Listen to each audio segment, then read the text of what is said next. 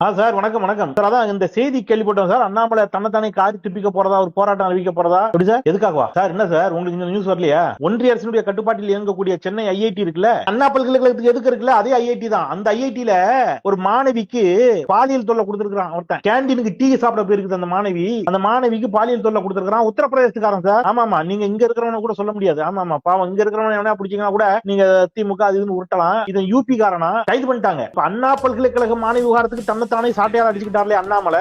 இப்ப இந்த ஐஐடி மாணவி விவகாரத்திற்காக அவர் தன்னைத்தானே காரி துப்பிப்பாரு அப்படின்னு ஒரு போராட்டத்தை அறிவிக்க போறாருன்னு ஒரு செய்தி கிடைச்சது. அது உண்மையா சார்? இல்லையா?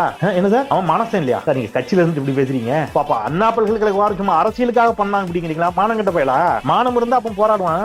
சரி சார், சரி சார், நமக்குள்ள பேசணும், நமக்குள்ள இருக்கட்டும் சார். ஆமா, நீங்க ஒருத்தர் சொல்லிக்கணும். ஆமா, நீங்க அவரை பார்க்கும்போது அண்ணாமலைஜி வாழ்க்கைன்னு சொல்லுங்க. நன்றி சார், நன்றி சார். வணக்கம் வணக்கம் வணக்கம். இவருதான் மானஸ்தன்.